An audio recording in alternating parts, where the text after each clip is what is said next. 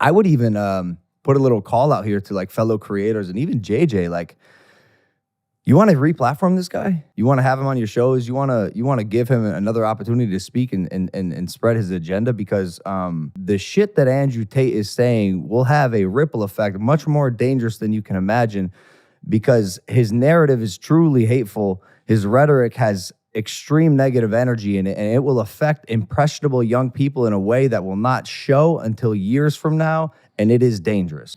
You know, the shit that Andrew Tate says will have a ripple effect much more dangerous than you can imagine, because his narrative is truly hateful. His rhetoric has extreme negative energy in it, and it will affect impressionable young people that won't show for years from now, and it's dangerous. So first things first, I want to make it very, very clear that Logan Paul is absolutely and utterly a tool of the Matrix. He's a bought and sold individual with no soul. He doesn't stand up for anything, and he doesn't mean anything he says. He gets pieces of paper from Susan or whoever else telling him what he's allowed to say on his channel to retain it. You believe that? 100%. Not only do I believe it, he's proved it himself. He will flip-flop on any issue. He can be bought and sold. The dude's a bitch.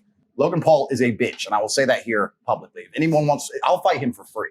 The guy's an idiot. No money needed to fight Logan Paul. Logan Paul doesn't believe in any of the things he says. Logan Paul is a man, if you ever were unfortunate enough to consume his content, I get sent clips of it all the time by people mocking him. As soon as something comes out, whether it's Harry Styles wearing a dress, whether it's Lil Nas twerking on the devil, whether it's this, he just sits there and goes, yeah, this is great. Yeah, this is great. He is a talking piece. He is the mouthpiece for the agenda. The people have come along, people who are trying to force a narrative, and they said, look, we need to have some degree of control over the exact demographic that Tate has control over. We're going to use Logan Paul and attempt to use him. And he sits there and just purports the bullshit points of view that the whole Hollywood establishment want him to purport. He doesn't believe in the things he said. He's told what to say. And because he was canceled before and it emotionally destroyed him, he sat on camera crying his eyes out like a little girl instead of being a man about it. He is so fearful of the mob and so scared of being canceled again that he's going to sit there and say anything he's told. He doesn't believe that shit. Before I was canceled, him and his boyfriend Mike did endless videos supporting me, laughing about me, saying how funny I was, tagging me on Instagram, inviting me places, etc. The second I'm canceled, they flip reverse it and shit themselves because they don't want to get canceled too. They are children. That's all they are. So Logan Paul's a bitch. That's the first thing about Logan Paul. And what's actually been interesting about this whole cancellation thing is it hasn't negatively affected me in any serious way, because I've been saying on podcasts for years, I know a cancellation is coming. I knew it was coming. I knew that as I got more popular and more powerful to a degree that it was going to come. But what it has done is it has awoken the world, to anyone who's perspicacious enough to pay attention, to learn which individuals out here in the social media space actually have character and believe what they say, and which are completely bought and sold and are tools to the Matrix. The people who have decided to stand up for me and say, no, this is bullshit, are people who have, to some degree, credibility.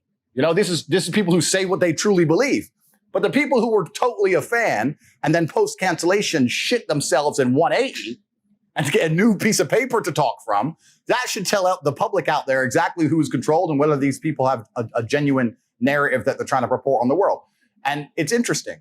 Logan's one of them, and there's a few others. But I'm glad it happened just for that alone, because it's actually very clear. If you go to Logan Paul's last podcast where he's discussing me, all of his fans, and we'll talk about fans and viewers in a minute because I think they're very different things. All of his fans, which he has none of, all of his viewers are sitting there insulting him, saying, bro, you're a fucking bitch. Like everyone, all of his own watchers are calling him names because it's so transparent and so obvious what he's doing. Fans versus viewers. Fans versus viewers, very different things. So he doesn't have any fans. He has viewers. And Susan and the Matrix and the people in charge of social media companies are like, okay, we've set our media machine. Let me ask you guys questions as professionals. Let's assume, as professionals, let's assume what I'm saying is correct. Let's assume that the social media companies, when they banned me, set their media machine to all release thousands of news articles at the same time, trying to convince the world I'm an evil man. If they had that degree of power and influence, which I think we can all probably agree they do, don't you think they'd take their number one talking piece to the demographic, which is my fan, and give him a piece of paper and tell him what to say? Does that all make sense? Does that make sense to say, well, we told all the news to say Tate's bad, and all of his fans are 18 to 25-year-old men. Who do we have on YouTube who obeys us like a little cuck, who speaks to 18 to 25-year-old men? Logan Paul. Okay, Logan, here's your piece of paper. Do you want to get canceled again, Logan? No, you don't want to get canceled, do you? No, Mom. You're saying a call like that was made? 100%. The dude's a bitch. He 180'd from a super fan to talking about my rhetoric being dangerous but in 24 hours. There's a difference between you saying who you think he is versus you making the speculation that he got called by somebody to say, here's a narrative we want you to take, or else we'll silence you. Well, Logan is not capable of independent thought. So if someone didn't give him the narrative, he didn't think it up himself. The dude's an empty vessel. He says what he is told to say. Somebody, somewhere, told Logan what to say and what stance to take. We can argue whether it was a social media company, whether it was his manager who was fearful, whether whatever. But somebody sat with Logan and said, look, Tate's getting a lot of smoke. You were cool with him. Your boyfriend Mike was cool with him. He's getting a lot of smoke right now. You're going to bitch out. And he sat there and said, yes, sir. Yes, I will. Because he has no character or no integrity. If it was all the other way around, let's imagine he was getting canceled. And I truly believed it was unfair. I'd sit there on my own platform and say, this is bullshit. Because I'm not bought, sold, and owned. He's an owned individual.